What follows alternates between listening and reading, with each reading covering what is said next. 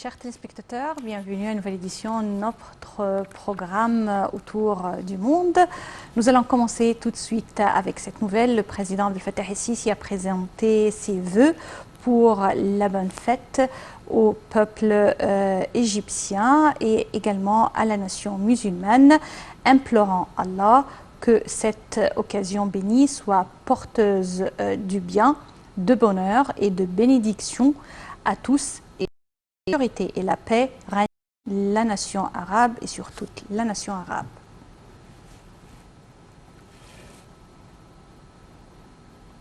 Également, le président Abdel Fattah el-Sisi s'est réuni mardi au siège de la présidence de la République à El Alamein Al-Jadida pour examiner le plan exécutif du développement du secteur nord-ouest de la République s'étendant d'Alexandrie jusqu'à Essaaloum à l'ouest. Plus de détails avec Sally Hamed et Aïcha. Le président Abdel Fattah el-Sisi s'est réuni mardi au siège de la présidence de la République à la nouvelle ville d'El Alamein avec le Premier ministre Dr Moustapha Madbouli, le commandant en chef des forces armées, ministre de la Défense et de la production militaire, le lieutenant général Mohamed Zaki, ainsi qu'avec le chef d'état-major des forces armées, le lieutenant général Mohamed Farid, et les chefs des branches principales des forces armées, de même que plusieurs ministres. La réunion a porté sur l'examen du plan exécutif du développement du secteur nord-ouest de la République, s'étendant d'Alexandrie jusqu'à Essaaloum à l'ouest.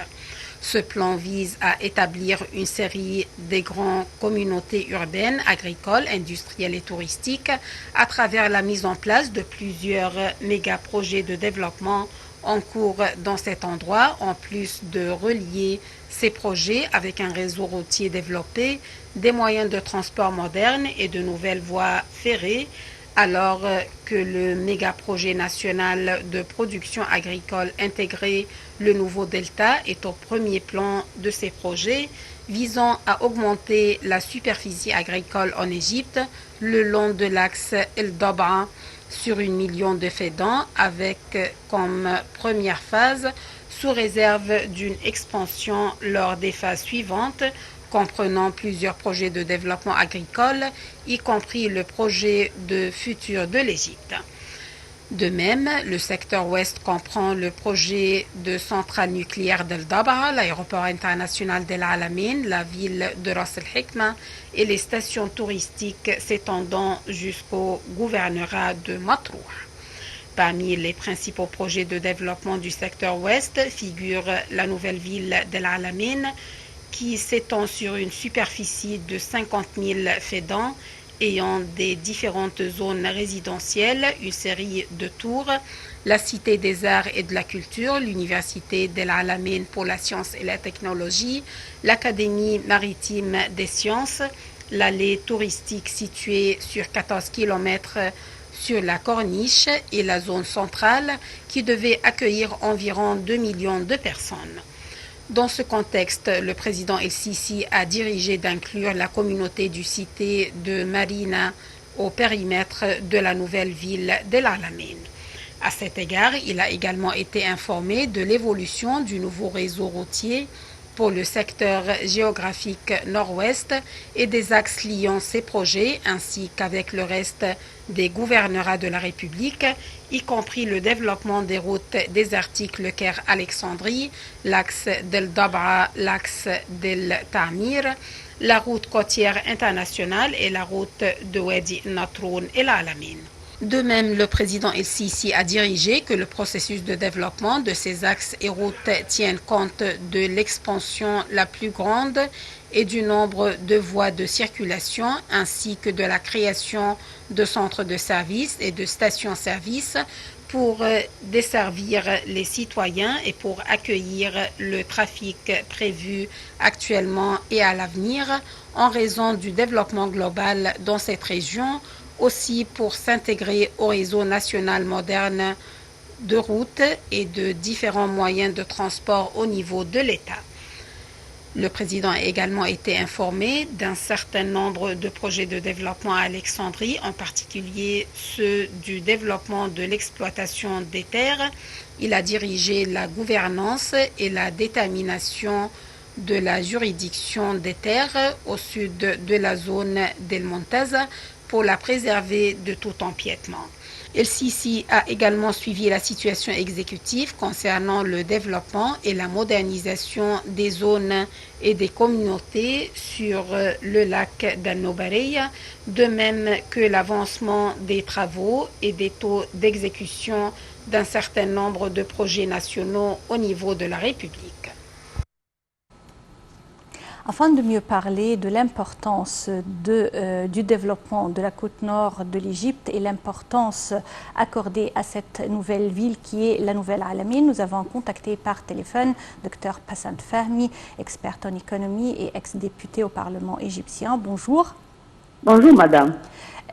Dr Passant Fahmi, quand on parle de la Nouvelle Alamine, au début, elle a été introduite juste comme peut-être une station bannière, mais on a découvert que le président Abdel Fattah el-Sisi avait une vision beaucoup plus vaste, beaucoup plus précise. En même temps, c'est que cette ville sera vraiment une ville complète, une ville intégrale et également moderne, une ville qui peut attirer la population, les investissements et qui sera de la quatrième génération. Parlez-nous un peu de l'importance de tels projets tels que El Alamine Guidida, comme elle est la vision actuelle du président Abdel Fattah el-Sisi.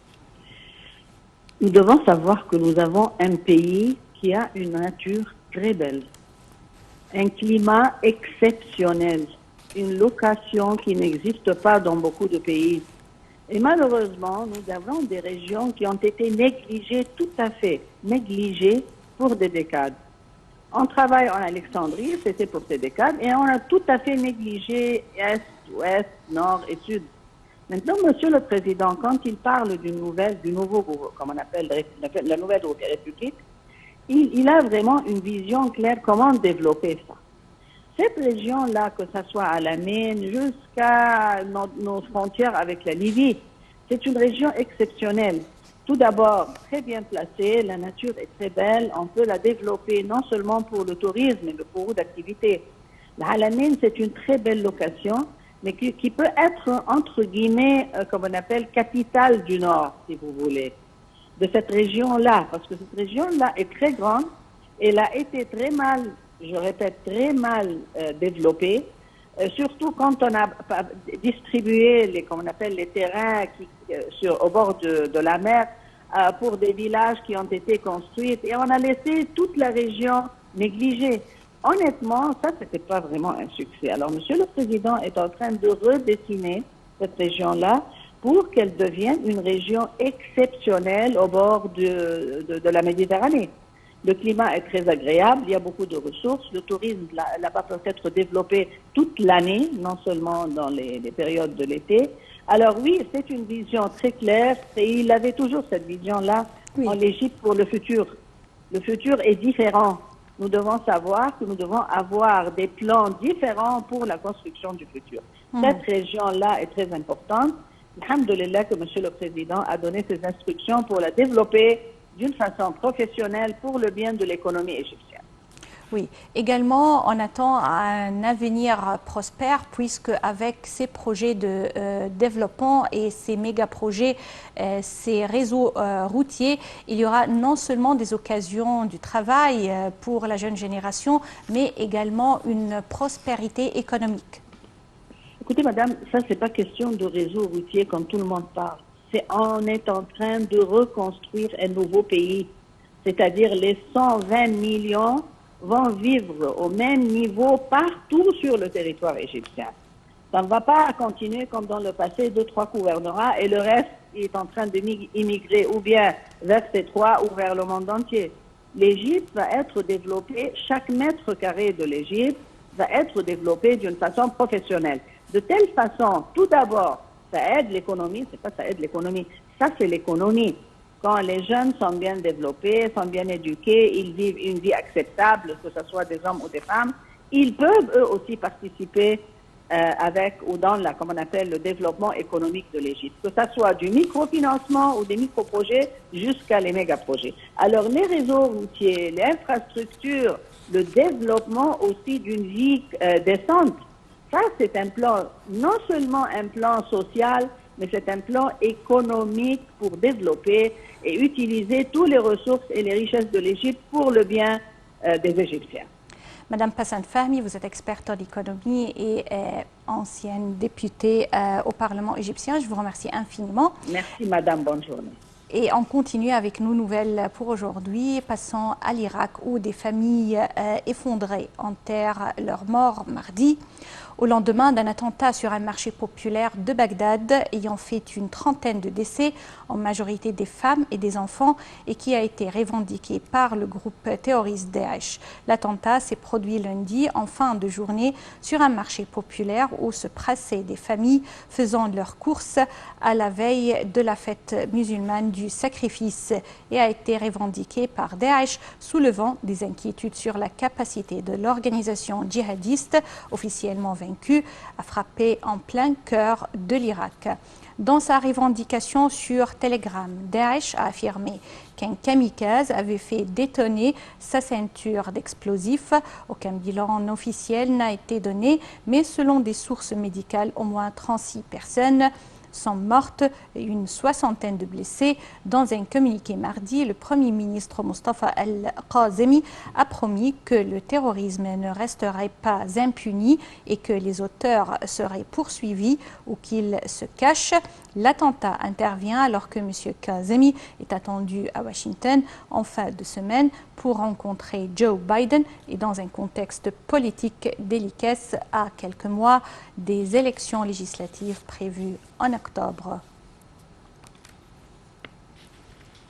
D'autre part, l'Égypte a exprimé sa profonde condamnation pour l'attentat terroriste qui a eu lieu lundi dans la ville irakienne de Sadr et qui a fait des dizaines de morts et des blessés parmi les civils. Dans un communiqué du ministère des Affaires étrangères, l'Égypte a présenté ses sincères condoléances au gouvernement et au peuple de l'Irak, ainsi qu'aux familles des victimes de cette attaque périfide, dont les auteurs n'ont pas hésité à commettre leurs crimes odieux, même dans ces jours bénis. L'Égypte a affirmé sa position permanente aux côtés de l'Irak dans les mesures qu'elle prend pour protéger sa sécurité et sa stabilité, réitérant son appel à toutes les parties pour qu'elles donnent la priorité à l'intérêt de l'Irak. Des dizaines de Palestiniens blessés par des tirs israéliens près d'une colonie illégale en Cisjordanie occupée.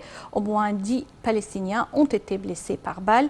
Et cela, c'est ce qu'a indiqué l'organisation médicale, ajoutant que 15 autres ont été blessés par des balles en caoutchouc.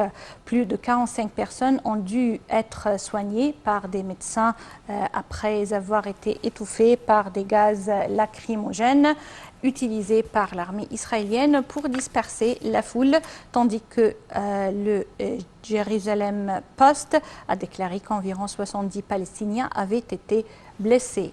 Les violences ont eu lieu dans la ville de Béta, non loin de la ville de Naplouse, en Cisjordanie occupée.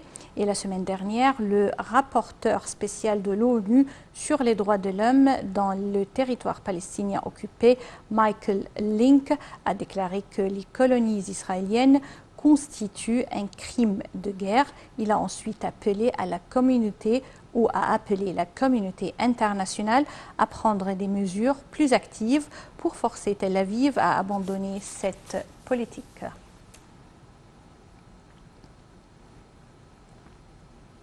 Au pouvoir depuis l'année 2000, le président syrien Bachar el-Assad a prêté serment samedi pour un 4e septennat lors d'une cérémonie au palais présidentiel à Damas après avoir remporté 95,1% des voix. lors du scrutin du 26 mai, largement critiqué par l'Occident et l'opposition syrienne. L'élection présidentielle a prouvé la force de la légitimité populaire conférée par le peuple à l'État et a discrédité les déclarations des responsables occidentaux sur la légitimité de l'État, de la Constitution et de la patrie. C'est ce qu'a déclaré M. Assad en entamant son discours d'investiture. Washington et plusieurs puissances européennes avaient condamné en mai une élection ni libre ni juste, tandis que l'opposition a dénoncé une mascarade dans ce pays frappé par une grave crise économique et financière. Le Premier ministre soudanais Abdullah Hamdouk a affirmé mardi que le dossier du barrage de la Renaissance restait une priorité pour le gouvernement intérimaire. S'adressant au peuple à l'occasion de la fête du Grand Bayram, Hamdouk a indiqué que malgré l'annonce par l'Éthiopie d'avoir complété le deuxième remplissage en continuant d'agir unilatéralement, son pays tenait toujours à aboutir à un accord juridique contraignant compatible avec le droit international. Le Fonds monétaire international et le Fonds africain de développement FAD et du groupe de la Banque africaine de développement BAD accordent une subvention de 8 56 000 $ au Soudan pour la mise en œuvre d'un programme devant contribuer au renforcement de la résilience du pays face au choc climatique et la gestion des risques de catastrophe. La subvention de 8 56 000 $, approuvée récemment par le conseil d'administration du groupe de la Banque africaine de développement, est destinée à la mise en œuvre du programme africain de financement des risques de catastrophe au Soudan. Ce programme, mis en place par la Banque africaine de développement avec des contributions du Royaume-Uni et de la Suisse, a pour but de renforcer la résilience et la réponse au choc climatique en améliorant la gestion des risques et de catastrophes à l'adoption au changement climatique. La subvention est accordée par le Fonds africain de développement, le guichet de prêt à taux concessionnel du groupe de la Banque africaine de développement. Cette institution financière panafricaine au Soudan permettra de renforcer sa capacité à évaluer les risques et les coûts liés au climat et à élaborer des mesures d'adaptation pour permettre une réponse rapide aux bénéficiaires touchés par la sécheresse et les inondations.